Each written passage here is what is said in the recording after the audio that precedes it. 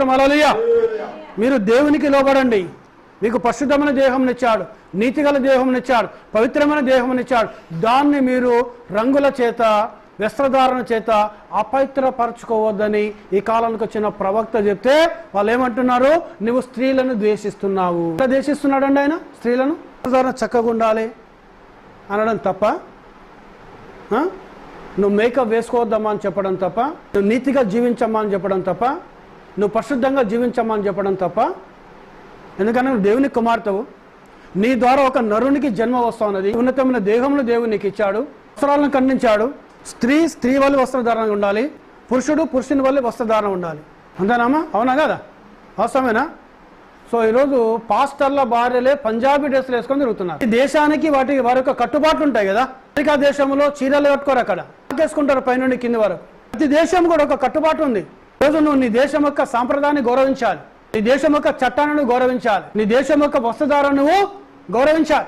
పురాతన కాలంలో స్త్రీలు జీన్స్ ప్యాంట్స్ వేసుకునే వాళ్ళ, పంజాబ్ డ్రెస్సులు వేసుకునే వాళ్ళ, లిప్స్టిక్లు పెట్టుకునే వాళ్ళ, ఎంటికలు కట్ చేసుకునే వాళ్ళ, బాబ్ డ్రెస్ పెట్టుకునే వాళ్ళ, ఎంటికలకు రంగులు వేసుకునే వాళ్ళ, ఐబ్రోస్ కట్ చేసుకునే వాళ్ళ, హీల్స్ చెప్పులు వేసుకునే వాళ్ళని చక్కగా ఉండేది వాళ్ళ వస్త్రధారణ. ఇది ఏ కాలం? ఇది లవోదీక సంఘకాలం. స్త్రీల వాళ్ళే వస్త్రధారణ చేసుకుంటున్నారు, స్త్రీలు పురుషుల వల్లే వస్త్రధారణ చేసుకుంటున్నారు. పురుషులు ఈ కాలం ఎంటికలు పెంచుకుంటున్నారు, మొత్తం జడలు వేసుకుంటాను, రింగులు పెట్టుకుంటాను, లేడ చెవులకు పోగులు పెట్టుకుంటాను, వాళ్ళు చేతులకు రబ్బర్ బ్యాండ్లు పెట్టుకుంటాను, చేతులకు కడాలు వేసుకుంటాను. ఇంకేం చేస్తాను తెలుసా అండి? పురుషులు పాస్టర్లు బంగారు గొలుసులు వేసుకుంటాను మెడల. చెప్తుంది స్త్రీలే వేసుకోవద్దు అవి, కానీ పాస్టర్లు వేసుకుంటున్నారు బంగారం బాగుంటే. పాస్టర్లు అల్యూమినియం వెండి కడీలు పెట్టుకుంటున్నారు. క్రైస్తవ అబ్బాయిలు ఏం చేస్తున్నారుగా? కాలుకు నల్లటి దారాలు కట్టుకుంటున్నారు. ఇక్కడ ఏంటిది? దయ్యం కాదా ఇది? వాక్యానికి వ్యతిరేకమైనది కాదా? ఇంకా చేసిన టాటూస్ ఏంటండి ఇప్పుడు? ఇప్పుడు ఏంటి ట్రెండ్? ఏం నడుస్తుంది ట్రెండ్ ఇప్పుడు? టాటూస్. బైబిల్ చెప్తుంది, ప్రియ సోదరుడా, దేనితో కూడా నీ దేహమును నువ్వు గాయము చేసుకోవద్దని బైబిల్ చెప్తుంది. దేవుని యొక్క వాక్యం, ధర్మశాస్త్రం చెప్తుంది. దేవునికి స్తోత్రం. హల్లెలూయా. నీకు అన్ఎక్స్పెక్టెడ్ అయిన దెబ్బ దాకొచ్చు, నీకు అది వేరు ముచ్చట. అది యాక్సిడెంట్ కావచ్చు, నీకు అది వేరు ముచ్చట నీకు. కానీ నీ దేహమును నీ అంతటి నువ్వు గాయం చేసుకోవద్దు. దేవునికి స్తోత్రం. హల్లెలూయా, హల్లెలూయా. సో ఇలాంటి వస్త్రధారణ వేయకూడదు మేము. హల్లెలూయా. దాన్ని ప్రవక్త ఖండించాడు. రీజన్ చూశాడైన ప్రవక్త. దేవుని చిత్తం అయితే వచ్చే వారం నేను చెప్తాను. అది నరకంలో ఏ స్త్రీలు ఉన్నారు, నరకంలో ఎలాంటి వస్త్రధారణ కలిగి ఉన్నారు, నరకంలో ఉన్న స్త్రీలు ఎలాంటి బట్టలు వేసుకున్నారు. Behind the curtain of time, కాలమను తెర ఆవాల అనే వర్తమానం మీ దగ్గర ఉంటే అది చదవండి. అక్కడికి వెళ్ళాడు, ప్రవక్తకి వెళ్ళాడు, ప్రవక్తకు దేవుడు చూపించాడు.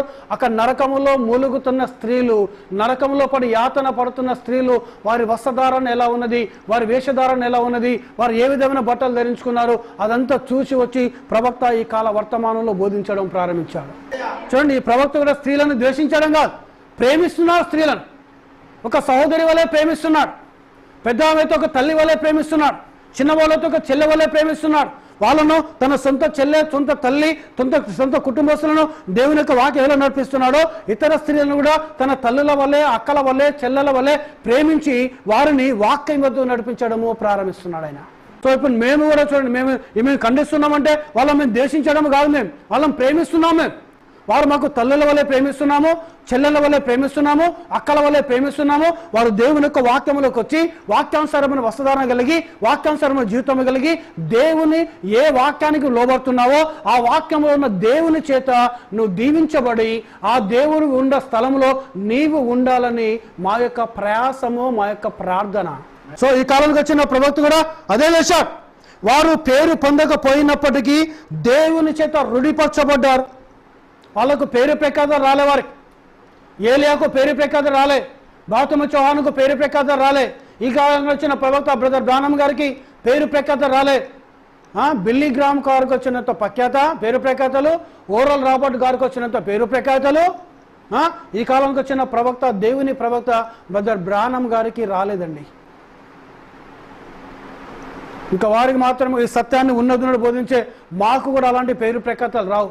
సాయి మేము కూడా దురదచవులో కలిగిన నీకు ఇష్టమైన వాక్యం చెప్తే నువ్వు 10 మందికి చెప్తావు, అన్న మస్తు వాక్యం చెప్తాడు రండి మీరు, అవునా కదా? తీసుకొని వస్తావు.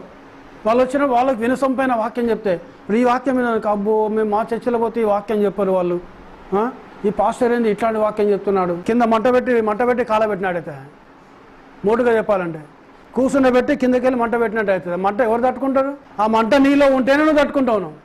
ఆ మంట నీలో లేదనుకో ఏం చేస్తున్నావు? అక్కడికి వెళ్ళి పారిపోతున్నావు, వాడికి వెళ్ళి ఆ స్థలంలోకి వెళ్ళి. దేవునికి స్తోత్రం, హల్లెలూయా. సో వీళ్ళు రుజువు చేశాడు దేవుడు వారిని, దేవుడే వారు రుజువు చేస్తున్నాడు. యోహానును యేసు ప్రత్యక్షపరచను, యేసును పరిశుద్ధాత్మ ప్రత్యక్షపరచును, ఇతన్ని అన్నిటికంటే ముందుగా ఆత్మ ప్రత్యక్షపరచునని మనము ఎరుగగలము. యోహానును యేసు ప్రత్యక్షపరిచాడు, యేసును పరిశుద్ధాత్ముడు ప్రత్యక్షపరిచాడు. ఈ కాలానికి వచ్చిన ప్రవక్తను పరిశుద్ధాత్ముడు ఆయనను ప్రత్యక్షపరచగలడని మనం ఎరగగలం. అతని జీవితంలో శక్తిగల కార్యములు బయలుపరచబడుచున్నాను. కార్యములు కాదండి, ఈ కాలం వచ్చిన ప్రవక్త చేసిన కార్యములు మామూలు క్రియలు కాదు, చాలా శక్తిగల క్రియ. అందులో ఏమీ సంశయం లేదు, మరెక్కడన్నా వీటి అటు కనబడవు.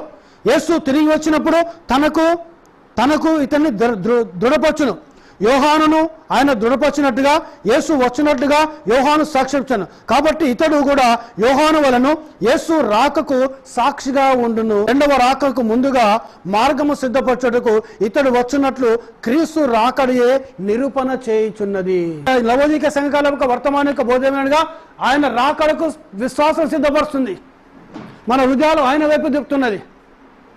ఆయన వచ్చి ఏం చేశాడట? ఆయన మధ్యాకాశంలోకి వచ్చినప్పుడు, ఆయన రెండవ రాకడికి వచ్చినప్పుడు, మనం ఎత్తబడిలో ఉన్నప్పుడు అది రుజువు చేస్తేమనగా ఈ కాలానికి వచ్చిన ప్రవక్త వర్తమానంలో నువ్వు ఉండి నువ్వు ఎత్తబడ్డావు అనేది రుజువు అవుతుంది. ఎక్కడ యోహాను ఏ విధంగా యేసును చూపించాడో ఈ కాలానికి వచ్చిన ప్రవక్త కూడా యేసునే చూపిస్తున్నాడు. స్తోత్రం, హల్లెలూయా.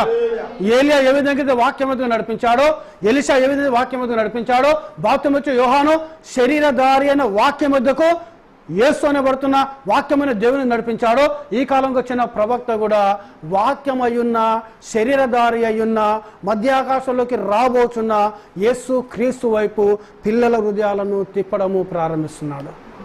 దేవుని